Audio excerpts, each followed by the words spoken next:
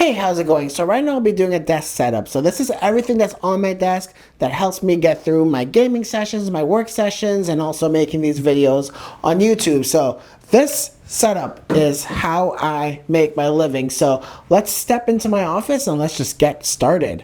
All right. So first, one thing about my entire setup in general is I won't really call it minimalist. It's more functional. I feel like minimalists go through a lot of efforts to make their desk setup minimalistic, but I'm just more functional. If there's nothing on this desk that doesn't serve a purpose. So that's why I don't have any RGB lights or any plants or any decorations or anything like that. That's just how I am. And I try to keep everything as modular as possible because as better technology comes out, I'm usually replacing it. So a combination of this stuff has been sent to me and a lot of it I bought myself. I'm going to make sure I disclose all that just so you know where I'm coming from in this video. So let's start off with the newest edition, my iPad Pro 13. This is the newest model with the 13-inch. I did a dedicated video on this iPad and I had some issues with it, and a lot of it was resolved just by switching out the case because I really felt like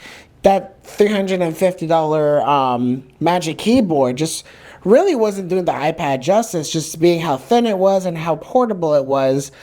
I had a lot of issues with that keyboard case. So now that I've upgraded to this Smart Folio, it has made my life much easier. Now, once again, I have a light portable device. And new for this year, the actual stand itself on the case, you can actually adjust the angle in multiple different situations with this. So this has made it much more usable to me, and I feel like I'm much happier with this case than I was with that $350 case. I mean, I am a laptop person, so I'll talk about this laptop in a second.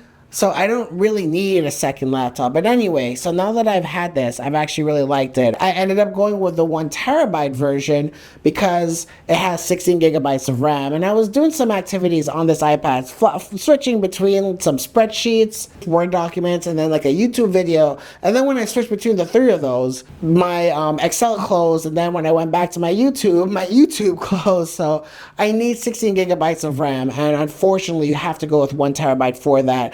So anyway, enough on the iPad. So next, I want to talk about the Sonos. I absolutely love this thing. It is $449. So definitely not cheap, but man, I have been through a lot of different computer speakers and there is nothing quite like this. I mean, my entire home is outfitted with Sonos. And the spatial audio, if you listen to Apple lossless music with Dolby Atmos, on certain tracks, you gotta listen to the right track. Sounds amazing. Sounds way better than it ever sounded on the AirPods. Even the AirPods Max, which I had before, I just never really understood Dolby Atmos spatial audio on headphones. But the moment I listened to this, it really, really changed my life. And just for regular 2-channel music, it is unbelievable. This sounds as good as my gigantic towers that I have in my living room. But the benefit of this is you're able to use Sonos' TruePlay, which unfortunately only works on iPhone. So if you are an Android user, borrow somebody's iPhone and make sure you run the TruePlay on your Sonos system, whichever Sonos you have. And I do have 2 of them, so these 2 speakers alone costed me $1,000, more than $1,000 after tax. But man, it is worth it. The sound is rich and clear, and I even have the Sub down here, which you don't need, but it does clean up the mids once you introduce a subwoofer to it. At some point I want to do a dedicated review on this Sonos Era 300s, but man, so bass on its own sounds nice and deep and rich, not bloated, very natural sound, and I can still pick apart the bass notes on a bass groove. Also, and the mids is what blew me away. Vocals sound like completely full-bodied in a way that I would only get with a real dedicated tower stereo system, which in this office is big as it is, isn't really feasible for something like that. But because of TruePlay, this actually does sound better than my surround system downstairs with my Aperion Audio tower speakers, which I'll put a link for down below, just so you can have an idea of the type of audio experience I'm comparing it to. And the high channels, oh man, like, yeah, it sounds great. And anyway, spending too much time on the Sonos Era is really expensive, but a worthwhile investment. So the next audio piece that I want to talk about is my Astros. These are the Astro A50 X. These are by far the best sounding gaming headset I've ever heard, and the mic quality sounds amazing too. So I work from home, so I'm in a lot of meetings, so having a good microphone is important to me. And also audio quality is really good, because if I can't use my Sonos's, if I don't want to disturb people in this house, then I'm using these headphones for the most part. And yeah, it's a great experience. The only problem is, though, is the build quality is a bit shoddy. So it's like, as you're probably seeing in some of these shots, these fell and broke. I mean, not from far of a distance. And I have carpet. I have Best Buy Total Tech, but this thing has been out of stock, so I haven't been able to walk in and replace it yet. So I pretty much just duct taped it and rubber banded it together, just so I can get by. Great headset. And what I like about it too is it has a dock that charges it. So anyway, so next I actually want to talk about is the actual desk itself, and and they're actually sponsoring this portion of the video. So I'd really like to thank FlexiSpot for sending this desk out to me. Links down below. But let me just talk about it really quickly. So first of all, the build quality is impeccable. So a lot of times when you buy cheap desks like from IKEA and from Amazon, the materials are made incredibly thin, but you're getting fairly good thickness from this desktop. And there's a whole bunch of different ones to choose from. There's like a bamboo, different colors. I went with the white. And what I also like about it is it's one piece of material. So for example, and I know it's going to be a little bit messy here, but this large desk that I got previously from Amazon for like $200. Even though this is a large desk, it came broken out in 3 different pieces, so you can see all these different seams and stuff. Same with some of the other desks that I bought that were cheaper. But and also the actual desk itself is made out of a really high quality metal, and the entire desk, there is no shaking, no creaking, nothing like that. It is completely sturdy. It's really cool too that this is actually a standing desk. I've always wanted a standing desk, and here's the controls for it.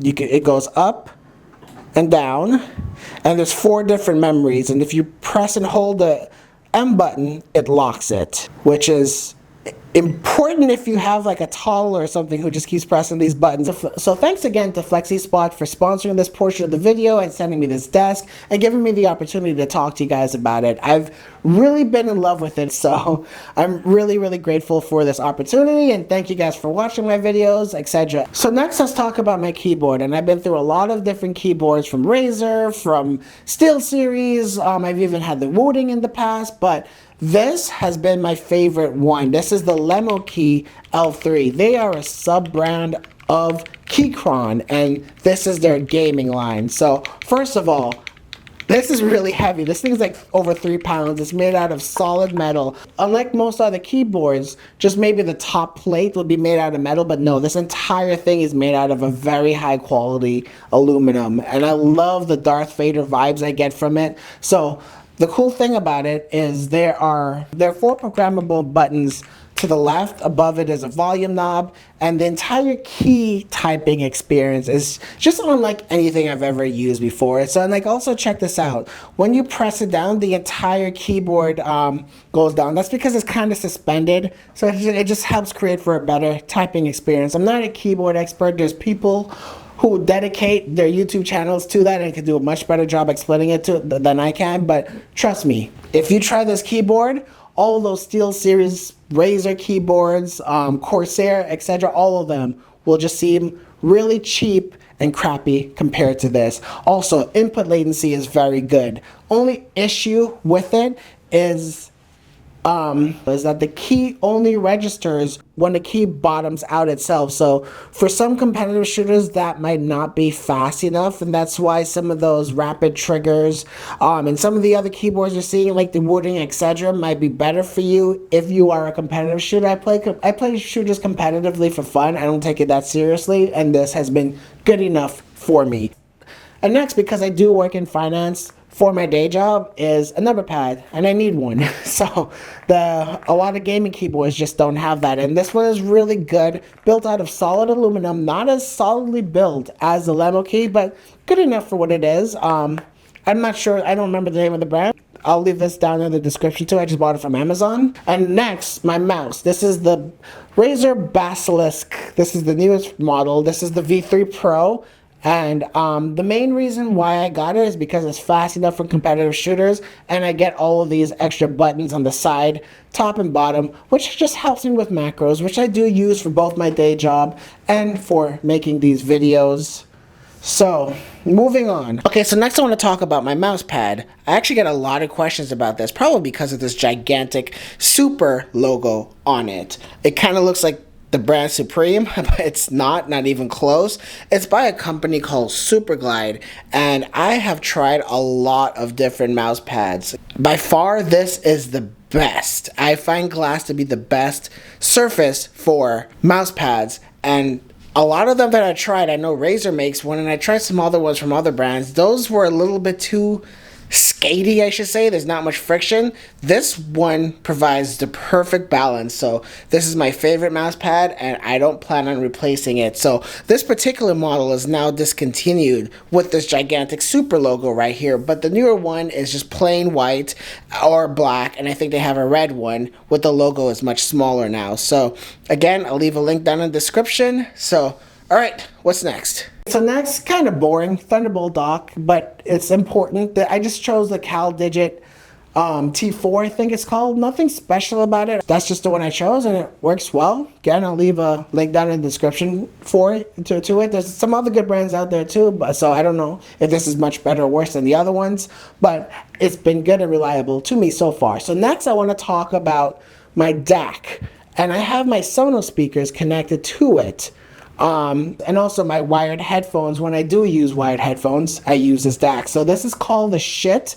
It's spelled S-C-H-I-I-T. And if you spend any time in audiophilia, you'll be familiar with this brand. This particular DAC, it's discontinued now, but I think it's been replaced with something else. This was called the Schiit, again, S-C-H-I-I-T, Fulla. And it's kind of funny, so in Windows, when you connect it with USB, and that's one of the main reasons why I got it, the device actually comes up as I'm full of shit, which is, I thought that was pretty clever. The main reason why I chose this out of many of the other options out there is the moment I plug in headphones, it automatically turns off the out at the back, which is where your speakers will be connected to, and routes it to the headphones. And if I want to switch back to my Sonos's, all I do is just unplug the cables from the front, and it automatically switches back to my Sonos.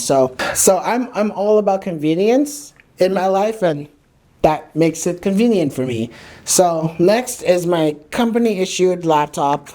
It's just a regular Lenovo. I don't need to talk about that. And then, so next is the gaming laptop I'm using. And this is the Legion 9. As some of you guys may have known, I use the MSI Titan 18, but I was able to find this on Lenovo's website for like $3,000 with a 4090. So all I got to do is upgrade the RAM and storage, which if I choose to keep this, I will. And I'm going to be doing a video review on this, so that'll be coming soon. But so far, it's been great. There's something that's really bugging me about this, but I'm going to save that for the full review. But anyway, so that's my laptop. All right, so next is this webcam that I have right here. This is the Pixio. So at my 9 to 5, all of a sudden they sent out an email saying that they would like us to start going on camera. And it just so happened that the company Pixio reached out to me and sent me the product for review. So I'm going to be doing a dedicated video on this Pixio Cube Stream. But for now, I'm really happy with it. It sits on top of my monitor, one USB cable. There's some software for it, which unfortunately, with corporate computers, you can't really install your own software on it. So I haven't really gotten a chance to really dive into it. But just straight out of USB, I've been actually fairly happy with the video quality of this, and it's obviously way better than any gaming laptop or any laptop for that matter in terms of camera quality. So stay tuned for a full video on that, but I'll leave links down below just in case you want the one that now. So then next is this monitor. And this is probably the most important part of this setup. This monitor is really what allows me to be successful. At my 9 to 5, I got a promotion, and I really feel like it was because of this gigantic screen and how much increased productivity I'm able to get with it. This is the Odyssey G9 57-inch. It's a mini LED monitor, not OLED, I know. Wish it was, but all OLED has some kind of flicker. And when I'm working 8 hours a day, and then I'm gaming for another 2 to 3 hours, and I'm working on making YouTube videos for another 3 to 4 hours, any type of flicker starts to annoy me. This does have flicker in some of the settings, but you can turn it off completely by literally just going to the settings and turning off local dimming. So you don't get the benefits of mini LED anymore, and you don't get the inky blacks anymore. But for my 9 to 5 job, and even when I'm making these videos, that's usually what I do. And I only turn on local dimming when I'm gaming. This is essentially 2 4K monitors kind of stitched together. And there's a lot of benefits with that instead of just getting 2 4K monitors. So I mean, especially with gaming, you're not getting those black bars, and especially with like racing games, etc., it looks incredibly immersive. Actually, I play most of my games on this, but even better for productivity. So typically, if you had 2 4K monitors, you would have to put like one spreadsheet here and another spreadsheet to the right. And if you have like a really wide spreadsheet like this one is, you're not able to see that, but I'm able to see the full spreadsheet from left to right with minimal scrolling left to right, etc. So that alone has really helped me out a lot. And because I can have like an app in the middle, something else to the left, and then something else to the right, like I said, it really increased my productivity to the point where I was able to increase my work output by like over 30-40% just with this one monitor alone. So definitely the biggest and best investment that I have made for myself. Unfortunately, I'm not large enough for a lot of the stuff to be sent to me. I had to buy a lot of it with my own money, but I'm really grateful for everything I've been able to get so far just by doing YouTube. So I'd like to thank you guys for that. Thanks for watching my video, subscribing, etc. And so the last thing I want to talk about is this chair. So FlexiSpot also sent me this chair but a while ago, and I was supposed to make a video on it and I never did, and I kind of felt bad because I've been planting my butt in this chair every single day since I got it, and it's a really good chair. This is the FlexiSpot C7. So when they sent it to me, it took me a while to get used to it because first of all, there's a lot of different knobs and controls. But once you figure it out, then you're able to really customize the chair to exactly what you want it to be. For the scope of this video, I'm not going to go into what each lever and knob does, but once you get it right, then this chair does become comfortable. What kind of annoyed me at first, and what it wasn't used for, is the lumbar part sticking out here. So it took me a while to get used to it, like I said, but now that I have it, I have found that I'm able to sit down for longer sessions without needing to get up and take breaks, etc. So great chair. I got it. I've had this chair for almost a year now, and I just never did a video on it. I promised them I would do a video. I don't even know why they decided to still send me the desk. But anyway, I'm glad I'm making up for lost time. Thanks again, FlexiSpot, for sending out this chair and this desk.